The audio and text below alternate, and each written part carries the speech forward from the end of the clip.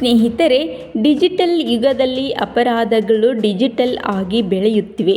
Cyber ಅಪರಾಧಗಳನ್ನು ತಡೆಯಲು ಕರ್ನಾಟಕ ಸರ್ಕಾರ ಈಗ ಮಹತ್ವದ ಹೆಜ್ಜೆ ಇಟ್ಟಿದೆ. ಬೆಂಗಳೂರಿನಲ್ಲಿ ಅತಿ ಆಧುನಿಕ ಸೈಬರ್ ಕಮಾಂಡ್ ಸೆಂಟರನ್ನು ಸ್ಥಾಪಿಸಲಾಗಿದೆ. ಇದು ದೇಶದಲ್ಲೇ ಅತ್ಯಾಧುನಿಕ ಸೈಬರ್ ಭದ್ರತಾ ಕೇಂದ್ರಗಳಲ್ಲಿ ಒಂದಾಗಿದೆ. ಇಲ್ಲಿ ತಜ್ಞರ ತಂಡ 24x7 ಕಾರ್ಯನಿರ್ವಹಿಸುತ್ತಿದೆ. ಆನ್ಲೈನ್ ವಂಚನೆ, ಹ್ಯಾಕಿಂಗ್, ಫೇಕ್ ನ್ಯೂಸ್, ಡೇಟಾ ಕಳವು, ಬ್ಯಾಂಕ್ ಮೋಸ ಈ ಎಲ್ಲವನ್ನು ತಡೆಯಲು ನವೀನ ತಂತ್ರಜ್ಞಾನ ಬಳಸಲಾಗುತ್ತದೆ. ಸುತ್ತು ಜಗತ್ತಿಗೆ ಸ್ವಾಗತ. ನಮಸ್ಕಾರಗಳು ಸ್ನೇಹಿತರೆ. ಈ ಸೆಂಟರ್ ಮೂಲಕ ರಾಜ್ಯದ ಎಲ್ಲ ಜಿಲ್ಲೆಗಳ ಸೈಬರ್ ಪ್ರಕರಣಗಳನ್ನು ನಿಗಾ ಮಾಡಬಹುದು. ಜನರಿಂದ ಬಂದ ದೂರುಗಳನ್ನು ತಕ್ಷಣ ದಾಖಲಿಸಿ ತನಿಖೆ ನಡೆಸಲು ಇದು ಸಹಕಾರಿಯಾಗಲಿದೆ. ಇದು ಕೇವಲ ಭದ್ರತೆಯ ವಿಷಯವಲ್ಲ, ಜನರ ವಿಶ್ವಾಸವನ್ನು ಕಾಪಾಡುವ ಹೆಜ್ಜೆ ಕೂಡ.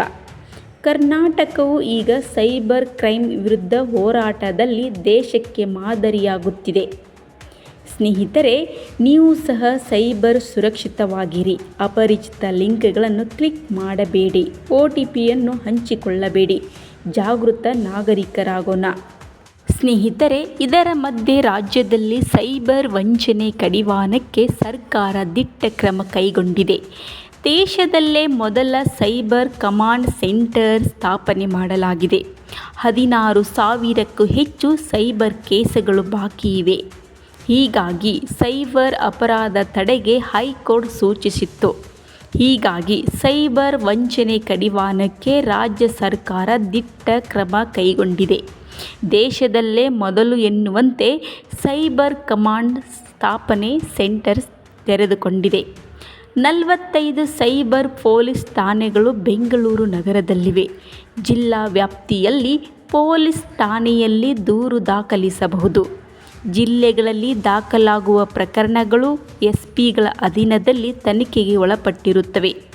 ಕೇವಲ ಸೈಬರ್ ಫ್ರಾಡ್ ಪತ್ತೆಗೆ ಸಿದ್ಧವಾಗಿರುವ ಕಮಾಂಡ್ ಸೆಂಟರ್ನಲ್ಲಿ 4 ವಿಂಗ್ಗಳು ಕೆಲಸ ಮಾಡಲಿವೆ. ಸೈಬರ್ ಕ್ರೈಮ್ ವಿಂಗ್ ಸೈಬರ್ ಅಪರಾಧಗಳನ್ನು ಪತ್ತೆ ಮಾಡಿ ದೂರು ದಾಖಲಿಸಿಕೊಂಡು ತನಿಖೆ ನಡೆಸುತ್ತೆ.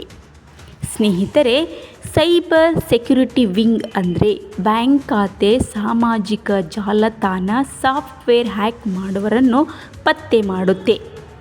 IDTU ವಿಂಗ್ ಅಂದರೆ ಸೈಬರ್ ಅಪರಾಧಿಗಳ ಸ್ಥಳ ಪತ್ತೆ ಮಾಡುವುದು, ಸಾಮಾಜಿಕ ಜಾಲತಾಣಗಳ ಸಂಸ್ಥೆಗಳಿಂದ ಮಾಹಿತಿ ಪಡೆಯುವುದು, IP ಅಡ್ರೆಸ್ ಪತ್ತೆ ಮಾಡುತ್ತೆ.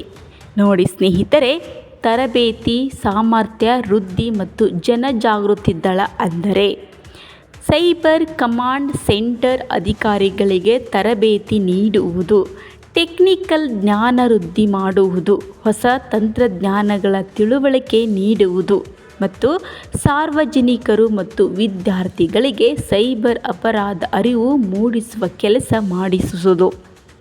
ಸ್ನೇಹಿತರೆ, ಸೈಬರ್ ಕಮಾಂಡ್ ಸೆಂಟರ್ ಅಧಿಕಾರಿಗಳಿಗೆ ತರಬೇತಿ ನೀಡುವುದು, ಟೆಕ್ನಿಕಲ್ ಜ್ಞಾನ ವೃದ್ಧಿ ಮಾಡುವುದು, ಹೊಸ ತಂತ್ರಜ್ಞಾನಗಳ ತಿಳುವಳಿಕೆ ನೀಡುವುದು ಮತ್ತು ಸಾರ್ವಜನಿಕರು ಮತ್ತು ವಿದ್ಯಾರ್ಥಿಗಳಿಗೆ ಸೈಬರ್ ಅಪರಾಧ ಅರಿವು ಮೂಡಿಸುವ ಕೆಲಸ ಮಾಡಲಾಗುತ್ತದೆ.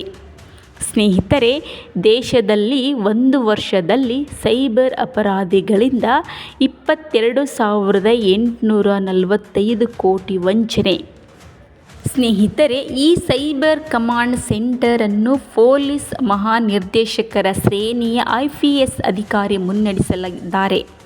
1994ರ ಬ್ಯಾಚ್ನ ಹಿರಿಯ IPS ಅಧಿಕಾರಿ ಹಾಗೂ ಆಂತರಿಕ ಭದ್ರತಾ ವಿಭಾಗ ISDದ DGP ಪೊಲೀಸ್ ಕಂಪ್ಯೂಟರ್ ವಿಂಗ್ ಮತ್ತು ಸೈಬರ್ ಅಪರಾಧ ಮತ್ತು ಮಾದಕ ದ್ರವ್ಯ ವಿಭಾಗವನ್ನು ಮುನ್ನಡೆಸುತ್ತಿರುವ ಪ್ರಣವ್ ಮೊಹಾಂತಿ ಅವರನ್ನು ಈ ಸೈಬರ್ ಕಮಾಂಡ್ನ DGಯಾಗಿ ನೇಮಕ ಮಾಡಲಾಗಿದೆ. ಇದರ ಕೆಲಸ ಅಂದರೆ ಮಹಿಳೆಯರು ಮತ್ತು ಮಕ್ಕಳ ವಿರುದ್ಧದ ಆನ್ಲೈನ್ ಅಪರಾಧಗಳು, ಸೆಕ್ಸ್ಟಾರ್ಷನ್, ಡಿಜಿಟಲ್ ಬಂಧನ, ಡೀಪ್ ಫೇಕ್ಗಳು, ಗುರುತಿನ ಕಳ್ಳತನ, ಹ್ಯಾಕಿಂಗ್, ಡೇಟಾ ಉಲ್ಲಂಘನೆ, ಔಟ್ರೀಚ್, ತಪ್ಪು ಮಾಹಿತಿ, ಸೈಬರ್ ಭದ್ರತೆ, ಸೈಬರ್ ಅಪರಾಧ, ರಾನ್ಸಮ್ವೇರ್, ಸ್ಟಾಕಿಂಗ್ ಸೇರಿದಂತೆ ಸೈಬರ್ ವಂಚನೆಗಳನ್ನು ಇದು ಪರಿಶೀಲಿಸಲಿದೆ. ನೋಡಿ ಸ್ನೇಹಿತರೆ, ಈ ಹಿಂದೆ ಸೈಬರ್ ಅಪರಾಧ ಮತ್ತು ಮಾದಕ ದ್ರವ್ಯ ವಿಭಾಗವು ಅಪರಾಧ ತನಿಖಾ ವಿಭಾಗದ ಭಾಗವಾಗಿತ್ತು. ಇದೀಗ ಪ್ರತ್ಯೇಕ ವಿಭಾಗವಾಗಿ ಕಾರ್ಯಾಚರಿಸಲಿದ್ದು, ಲಭ್ಯವಿರುವ ಮೂಲ ಸೌಕರ್ಯ ಮತ್ತು ಮಾನವ ಶಕ್ತಿಯನ್ನು ಬಳಸಿಕೊಂಡು ಸೈಬರ್ ಕಮಾಂಡ್ ಅನ್ನು ಸ್ಥಾಪಿಸಲಾಗಿದೆ. ಸ್ನೇಹಿತರೆ, ಈಗಾಗಲೇ ರಾಜ್ಯಾದ್ಯಂತ ಕಾರ್ಯನಿರ್ವಹಿಸುತ್ತಿರುವ ಅಸ್ತಿತ್ವದಲ್ಲಿರುವ 43 CEN ಪೊಲೀಸ್ ಠಾಣೆಗಳನ್ನು ಇದು ಒಳಗೊಂಡಿದೆ. ಅಂದರೆ ಸೈಬರ್, ಆರ್ಥಿಕ ಮತ್ತು ಮಾದಕ ದ್ರವ್ಯ ಸೈಬರ್ ಅಪರಾಧ ಪೊಲೀಸ್ ಠಾಣೆಗಳಾಗಿ ಮರುನಾಮಕರಣ ಮಾಡಲಾಗುತ್ತದೆ.